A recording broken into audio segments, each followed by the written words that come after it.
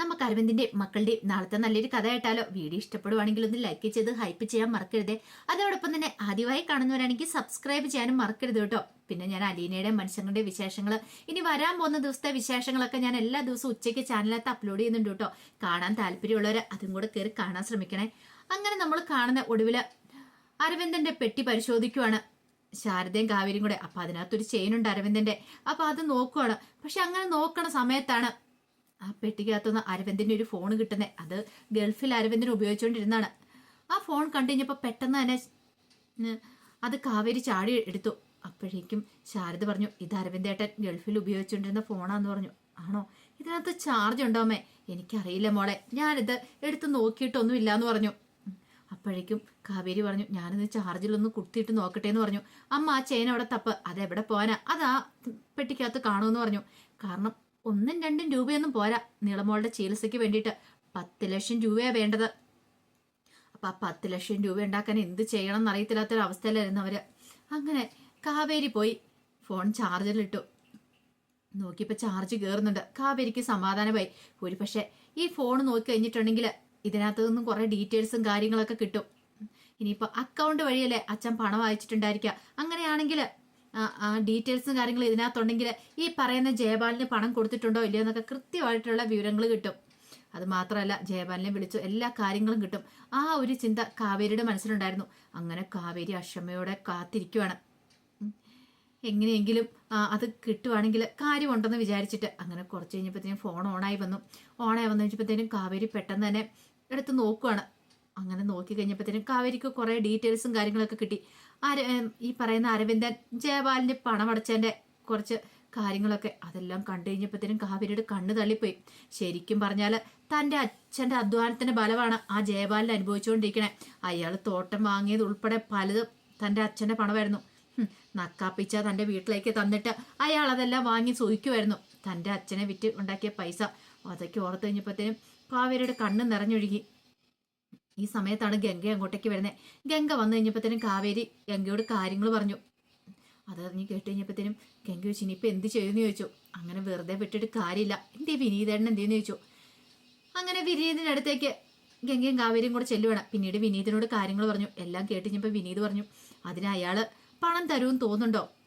നമ്മൾ എന്തിനാ ആ വിനീതേട്ട മറ്റുള്ളവരുടെ മുന്നിൽ പോയി കെഞ്ചുന്നേ? അതിൻ്റെ ആവശ്യമുണ്ടോ? നമ്മുടെ അച്ഛന് സമ്പാദിച്ച പണം മുഴുവൻ കൊണ്ടുപോയിരിക്കുന്ന ജയപാലനല്ലേ. അപ്പൊ പിന്നെ വേറെ ആരുടെ മുന്നിൽ പോയി കൈ നീട്ടേണ്ട കാര്യമില്ല. അയാൾ തന്നെ നമുക്ക് പണം തരണം. ആ തോട്ടത്തിന് വേണ്ടി അച്ഛൻ കൊടുത്ത പണമൊക്കെ അയാൾ നമുക്ക് തരാനുള്ള ലക്ഷങ്ങളല്ലേ വാങ്ങിച്ചുകൊണ്ട് പോയത്. ആ പണം കിട്ടിയേ മതിയാവുള്ളൂ. ആരുടെ ഒത്താശയൊന്നുമല്ല, ഔദാര്യമല്ല. നമ്മുടെ അച്ഛന്റെ വേർപ്പിന്റെ ബലമാണ്. പിന്നെ ആ പണം നമ്മൾ വാങ്ങിച്ചു വേണം നീളയുടെ ഓപ്പറേഷൻ നടത്താനായിട്ട്. കാരണം നാളെ ഒരു ദിവസം നീളെ അറിയണം തൻ്റെ അച്ഛൻ്റെ അധ്വാനത്തിൻ്റെ ബലമായിരുന്നു. അതുകൊണ്ടാണ് തൻ്റെ സർജറി നടന്ന് തൻ്റെ ഹൃദയം തുടിക്കുന്നതെന്ന് അവൾ അറിയുകയും ചെയ്യണം. അങ്ങനെ വല്ലവരുടെ മുന്നിൽ കൈനീട്ടുന്ന പണമായിരിക്കരുതെന്ന് പറഞ്ഞു. ഗംഗ പറഞ്ഞു, അതിന് കാവേരി ആ ജയപാലന് അയാളെ സമ്മതിക്കുമെന്ന് തോന്നുന്നുണ്ടോ? അതിന് എന്ത് വേണമെന്ന് എനിക്കറിയാൻ ചേച്ചി. ഞാൻ വെറുതെ ഇരിക്കില്ല, വെറുതെ ഇത് വിടാനും ഞാൻ ഉദ്ദേശിക്കുന്നില്ല എന്ന് പറഞ്ഞു. രണ്ടും കൽപ്പിച്ച മട്ടിലായിരുന്നു കാവേരി. കാരണം ജയപാലിനെ അങ്ങനെ വെറുതെ വിട്ടിട്ട് കാര്യമില്ല. അയാൾ അടിച്ചു മാറ്റിക്കൊണ്ടുപോയ പണം ഉണ്ടായിരുന്നെങ്കിൽ ഇപ്പൊ തങ്ങൾക്ക് ഇങ്ങനെ ഈ പണത്തിന് വേണ്ടിയിട്ട് ഓടി നടക്കേണ്ട വരത്തില്ലായിരുന്നു. ഒരു പക്ഷേ രവീന്ദ്രൻ ചേട്ടനോട് ചോദിച്ച കാര്യങ്ങളൊക്കെ കൃത്യമായിട്ട് അറിയാൻ സാധിച്ചേക്കും. ഇതിനു മുമ്പ് പോയി കഴിഞ്ഞപ്പം കാണാൻ പറ്റിയില്ല. ഇത്തവണ എന്തായാലും പോയി കാണണം എന്നൊക്കെ ഒരു ചിന്തയോട് കൂടിയിട്ടാണ് കാവേരി പിന്നീട് രവീന്ദ്രനെ കാണാനായിട്ട് പോകുന്നത്. അപ്പൊ ജയപാലിന്റെ തോട്ടത്തിൽ രവീന്ദ്രൻ കാണുമെന്നുള്ള കാര്യം ഉറപ്പായിരുന്നു. ജയപാലിന്റെ കാര്യസ്ഥനാണല്ലോ. നിവിനെ വിളിച്ചതുമില്ല. കാരണം പഴയതുപോലെയല്ല, നിവിന്റെ കല്യാണം ഉറപ്പിച്ചു വെച്ചിരിക്കുക. അത് മാത്രമല്ല, താനും നിവിനും കൂടെ ഒരുമിച്ച് നടക്കുന്ന കണ്ടിട്ടുണ്ടെങ്കിൽ പിന്നെ അത് മതി അടുത്ത പ്രശ്നം ഉണ്ടാവാനായിട്ട്. വെറുതെ എന്തിനാ എന്നോർത്തിട്ടാണ് കാവേരി തന്നെ പോകുന്നത്. അങ്ങനെ പോയി രവീന്ദ്രനെ കണ്ടു കഴിഞ്ഞപ്പോൾ രവീന്ദ്രൻ ചോദിച്ചു, എന്താ മോളെ നീ എന്താ ഇപ്പം ഇങ്ങോട്ടേക്ക് വന്നതെന്ന് ചോദിച്ചു. അതെ അങ്കിളെ, എനിക്കൊരു കാര്യം അറിയണമെന്ന് പറഞ്ഞു. എന്താ മോളെ കാര്യം? എന്താ? അതെ, എൻ്റെ അച്ഛൻ എല്ലാ മാസം കൃത്യമായിട്ട് പണം അയക്കുന്നുണ്ടായിരുന്നു. അത് കേട്ടപ്പോൾ രവീന്ദ്രൻ പറഞ്ഞു, അതൊന്നും എനിക്ക് അറിയത്തില്ല മോളെ. അത് ജയപാല സാറിൻ്റെ ഇടപാടും കാര്യങ്ങളൊക്കെ അല്ലേ അങ്കിളിന് അറിയാൻ കാര്യങ്ങളൊക്കെ. കാരണം എൻ്റെ അച്ഛൻ ഇവിടെ വന്നിട്ട് തിരികെ വീട്ടിലെത്തിയ സമയത്താണ് അച്ഛന് വല്ലാത്തൊരു ബുദ്ധിമുട്ടും കാര്യങ്ങളൊക്കെ ഉണ്ടായത്. ഇവിടെ വന്നതിന് ശേഷം അച്ഛൻ വീട്ടിൽ വന്നിട്ട് അധികം ആരോട് സംസാരിച്ചിട്ട് പോലുമില്ല. അച്ഛൻ്റെ മനസ്സിൽ അത്രയ്ക്ക് മാത്രം ബുദ്ധിമുട്ടുണ്ടായിരുന്നു. എന്തോ കാര്യങ്ങൾ ഇവിടെ നടന്നിട്ടുണ്ട്. അന്ന് ഞാൻ ഇപ്പോഴും ഓർക്കുന്നുണ്ട്. ഗംഗേച്ചിയുടെ കല്യാണത്തിന് തലേ ദിവസം ഞാൻ ജയപാലിനെ കണ്ടിട്ട് വരാമെന്നും പറഞ്ഞുകൊണ്ട് അച്ഛൻ അവിടെ നിന്ന് ഇറങ്ങിയത്. പക്ഷെ ആ പോയിട്ട് വന്ന അച്ഛൻ പുതിയൊരാളായിരുന്നു. അച്ഛൻ്റെ പിന്നെ ആരോടും സംസാരിച്ചത് പോലുമില്ല. എന്താ അങ്കിളെ എവിടെ സംഭവിച്ചേ? ഒരു പക്ഷെ അങ്കിളിൽ അറിയായിരിക്കും എന്ന് പറഞ്ഞു. അല്ല മോളെ, അത് പിന്നെ ഞാൻ അങ്കിളിനൊരു കാര്യം അറിയാവോ? എൻ്റെ അനുജത്തി നിളയില്ലേ, അവൾക്ക് ഹൃദ്രോഗമാണ്. എത്രയും പെട്ടെന്ന് ഒരു സർജറി നടത്തണം. 10 ലക്ഷം രൂപ ആവശ്യമായിട്ട് വന്നിരിക്കുന്നത്. ഒരു പക്ഷെ ഞങ്ങളുടെ അച്ഛനുണ്ടായിരുന്നെങ്കിൽ ആരുടെ മുന്നിൽ ഞങ്ങൾക്ക് കൈ നീട്ടേണ്ട വരത്തില്ലായിരുന്നു. അത് മാത്രമല്ല, ഞങ്ങളുടെ അച്ഛനുണ്ടാക്കിയ പണം, കഷ്ടപ്പെട്ട് ബുദ്ധിമുട്ട് ഉണ്ടാക്കിയ പണം തോട്ടത്തിനായിട്ട് ജയപാൽ എന്ന് പറയുന്ന അയാൾക്ക് കൊടുത്തത്. എന്നിട്ട് അയാൾ പറ്റിച്ചു. ഇതൊക്കെ അങ്കിളിനും അറിയാവുന്ന കാര്യമാണ്.